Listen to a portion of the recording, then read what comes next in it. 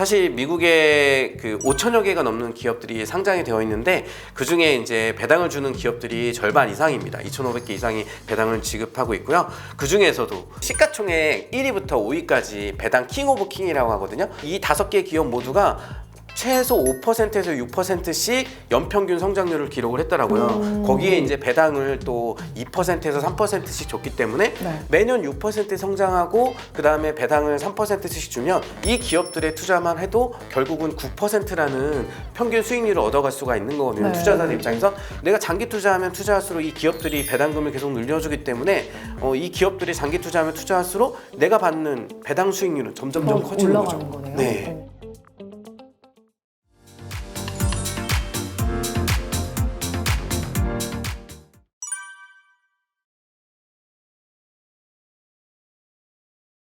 일단 이 배당주를 또 배당 주기별로 분류를 하더라고요. 아, 네네네. 네, 이게 이제 어떤 구분인지 또 뭐 황제주, 뭐 귀족주, 왕족주, 뭐 왕족 배당주 뭐 이런 것들이 있던데 이 종류에 대해서도 좀 설명을 해주시면 좋을 것 같아요. 네, 우선 뭐 미국 주식 배당 투자라고 할 때는 이제 배당주 기업들, 배당을 주는 기업들에 투자하는 개별 종목에 투자하는 게 있고요. 그 다음에 이제 배당을 주는 ETF에 투자하는 것으로 크게 구분을 할 수가 있는데 투자 방법은 좀 다르죠. 왜냐하면 개별주 같은 경우는 운용 보수나 운용 수수료 같은 경우도 없고 ETF 같은 경우는 이제 자산 운용사에다가 우리가 운용 보수도 지급을 해야 되는 네. 경우입니다. 그래서 미국은 자본주의 역사가 오래된 만큼 배당을 주는 그런 문화가 잘 정착이 되어 있고 네. 사실 미국에 그 5천여 개가 넘는 기업들이 상장이 되어 있는데 그 중에 이제 배당을 주는 기업들이 절반 이상입니다. 2,500개 이상이 배당을 지급하고 있고요. 그 중에서도 10년 이상 배당을 증액해서 지급해주는 기업을 우리가 배당 성취자, 배당 챔피언이라고 부르고 그 다음에 25년 이상 계속 배당을 증액해준 그런 기업들을 우리가 배당 귀족주라고 부르고 네. 50년 이상 배당을 증액해온 그룹들을 우리가 배당 황제주라는 그런 위대한 명예로운 호칭을 부여해서 네. 그룹으로 이제 구분을 할 수가 있는데요. 배당킹 기업 중에서도 이제 시가총액 1위부터 5위까지 배당 킹 오브 킹이라고 하거든요. 네. 5개를 간략하게 소개를 드리면 네. 1등이 월마트. 월마트. 네, 세계 최대 할인점인 월마트. 2등이 존슨앤존슨.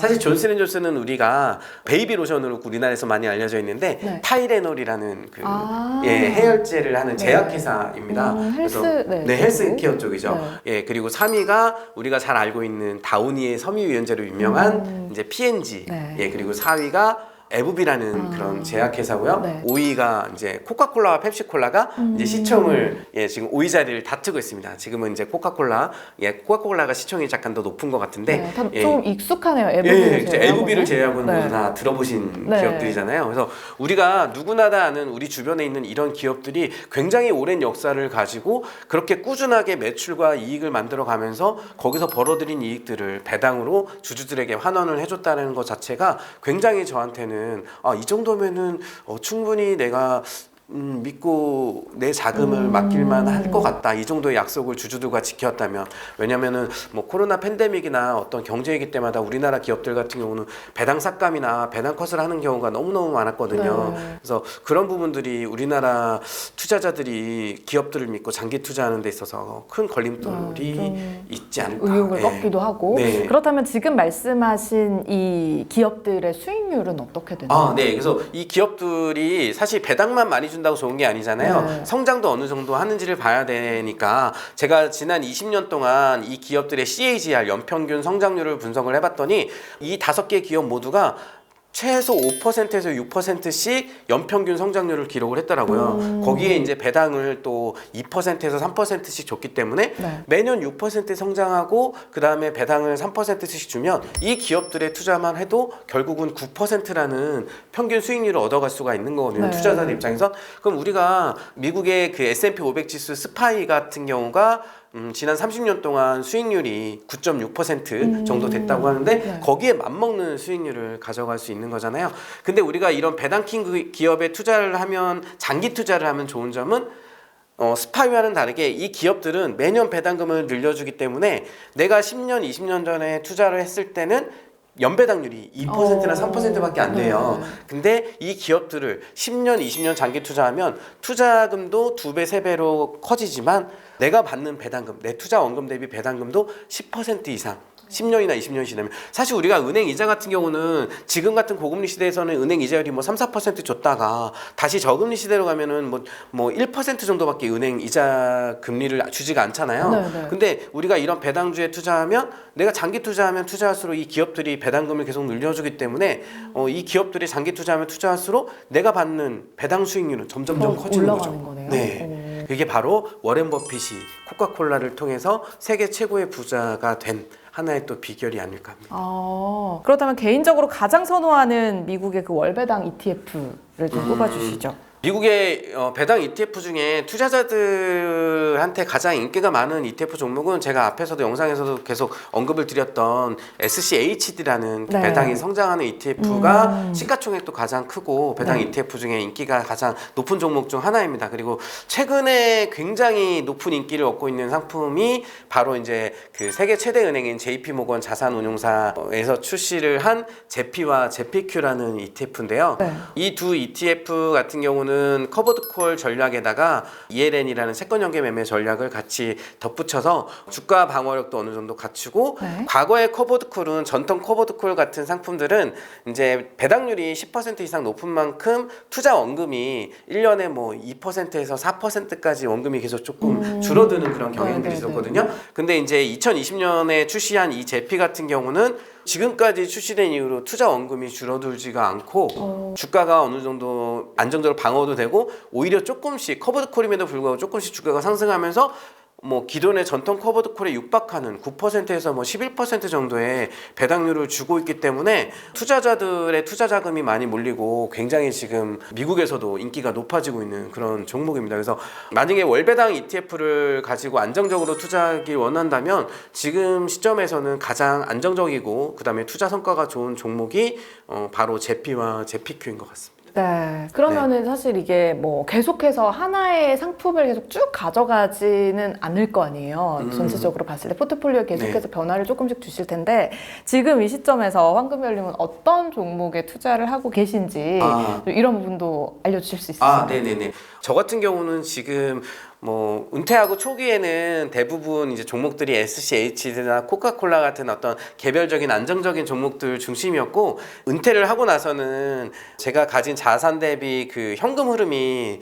이제 월 3,400만 원 정도의 그런 배당 소득이 필요하다 보니까 은퇴하고 나는 시점에서는 약간 좀 고배당 커버드콜 중심으로 좀 포트폴리오를 좀 전환을 했습니다. 그래서 현재는 커버드콜 같은 경우가 한 60% 그리고 나머지 40%가 이제 배당 성장 ETF인 SCHD나 그다음에 이제 패시브 종목들, 그다음에 이제 개별 종목들 이렇게 구성이 되어 있고 그다음에 최근에는 저도 작년부터 높은 고금리가 지속이 되다 보니까 최근에는 저도 이제 채권의 비중을 좀 많이 높여놨는데 아직까지는 채권이 이렇게 큰 수익을 주진 않고 있지만 다만 다음에 다가올 어떤 경제위기나 이럴 때가 되면 좀 채권 투자한 부분이 조금 안정적인 방어적인 역할을 해줄 수 있을 거라고 생각을 하면서 계속 이제 채권과 주식의 비중, 그다음에 이제 커버드콜과 이제 패시브한 종목들에 대한 비중들을 좀 조정해가면서 투자를 하고 있습니다. 그럼 황금배열님은 지금 조금 이제 공격적으로 투자를 하고 계시다라고 네, 지금은 왜 그러냐면 제가 만약에 매월 받는 배당금을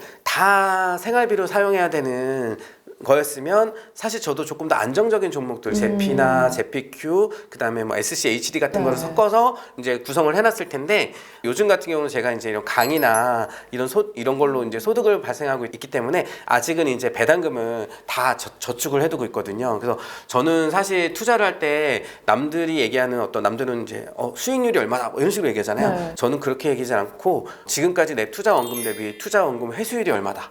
저는 이제 그렇게 얘기를 하거든요. 왜냐하면 저는 이제 제가 투자한 원금을 모두 회수할 수 있을 때까지 배당금을 적립해 갈 생각이기 때문에 그래서 제가 만약에 투자 원금의 100%를 모두 배당으로 받아서 원금을 회수를 끝나게 되면 남아있는 계좌의 잔액은 그게 뭐 예를 들면 100%일지 80%일지 50%일지는 모르겠지만 그 남아있는 그 잔액과 ETF의 수량은 아까 말씀드린 대로 평생연금 ETF가 왜 저는 투자 원금을 해서 했잖아요. 네. 그럼 나머지 부분을 제가 수익을 얻어서 그걸 팔아가지고 뭐 차를 사겠다 이게 아니잖아요. 저는 어차피 평생을 시장에 머무르는 투자자로 살아가기로 마음을 먹었기 때문에 그 ETF에서 평생연금을 받겠다는 거죠. 시장이 내려가든 올라가든.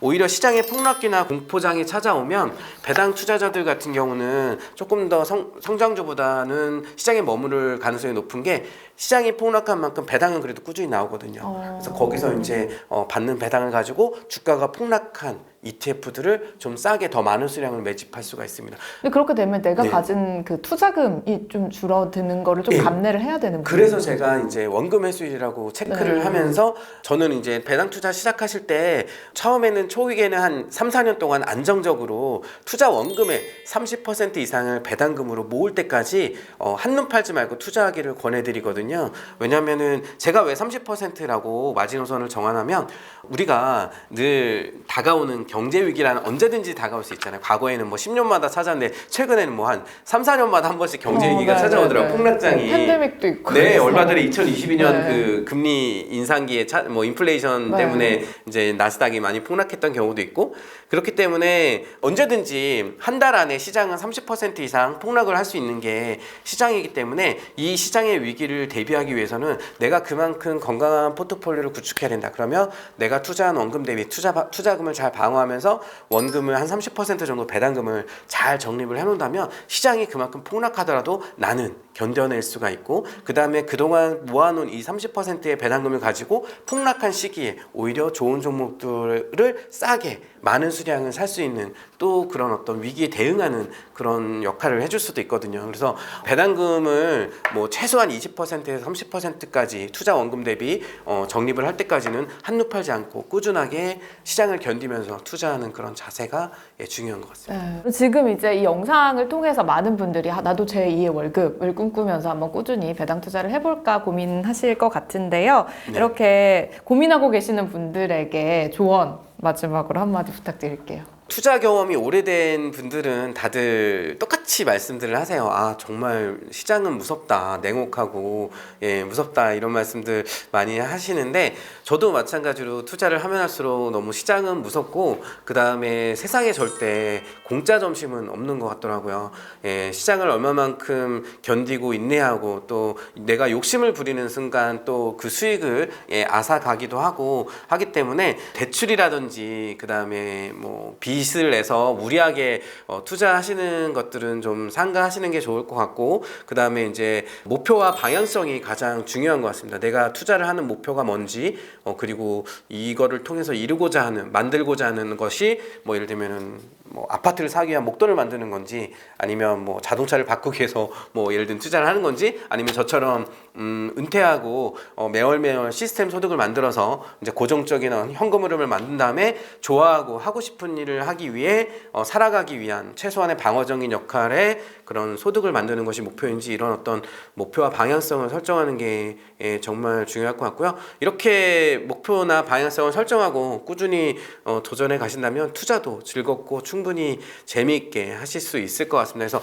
배당 투자는 다른 투자에 비해서 매월 배당금이 들어온다는 그런 짜릿함이 또 있어요. 네. 그래서 그 배당금을 가지고 또 좋은 ETF를 매수한다거나 아니면 이제 차곡차곡 적립해둘 때 느끼는 그런 또 짜릿함도 있거든요. 성장주와는 다른. 그래서 재미있는 투자 중에 하나고 다른 투자에 비해서 리스크도 좀 적은 부분들이기 때문에 한번 잘 공부해 보시고 차근차근 노력해 가셨으면 좋겠습니다. 네, 지금 하신 말씀 중에 뭐 정말 공짜로 얻어지는 건 아무것도 없다라고 하셨는데 시중에 보면은 지금 당장 이제 뭐 목돈을 넣으면은 연 뭐 15%, 20% 네. 이렇게 수익을 가져다 줄 것처럼 현혹하는 얘기들이 굉장히 많거든요. 그런데 그런 것보다는 차근차근 공부하면서 하나하나 차곡차곡 모아가시는 것이 좋을 것 같다라는 생각이 듭니다. 자, 오늘 이렇게 다들 파이어족을 꿈꾸면서 저희 영상 함께 하셨을 것 같은데요. 여러분들도 고배당주, 배당주 열심히 많은 공부가 되셨기를 바라고요. 자, 유튜브 황금별의 부자노트를 운영하시는 우리 황금별님과 오늘 함께 봤습니다. 오늘 좋은 말씀 고맙습니다. 네, 감사합니다.